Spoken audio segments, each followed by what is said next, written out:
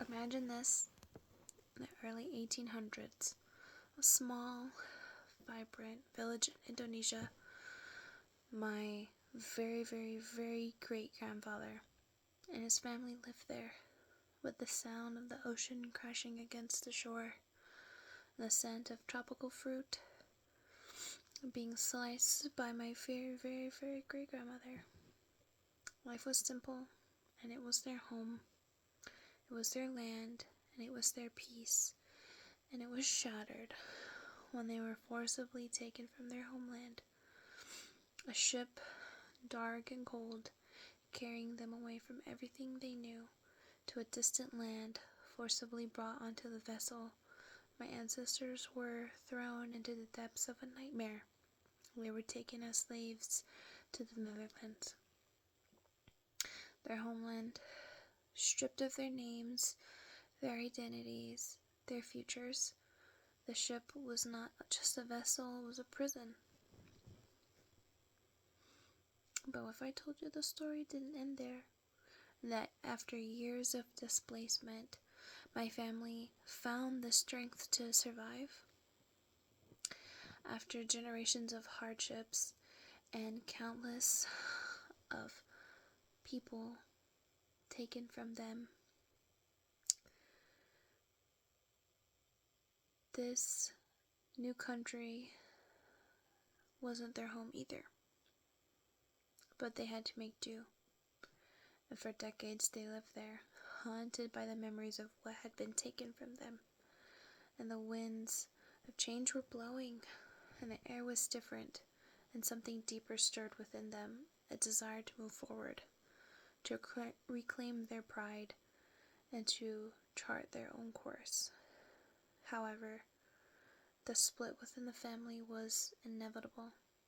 A deep, hurtful feud broke out of my family. Some felt tied to the old ways and the memories of their painful past, while others, like my second great-grandfather and his wife, wanted to start over. The past was holding them back from moving forward, so they made the bold decision to leave and to journey across the ocean to the new land of America. This decision was not easy. Can you imagine how they felt? The weight of this choice, the uncertainty. It was not an easy decision at all. The journey was long and difficult, and for months they were at the mercy of the ocean, and at any moment they feared that the ship might sink beneath them, and with it their hopes for a better life, but still pressed on. There was no turning back. But their struggle didn't end when their arrival in America. They had to change their name, a name that carried generations of history and pain and hope, and to survive here, they had to erase that part of themselves to make room for this new identity, this new life. Can you imagine how difficult that must have been?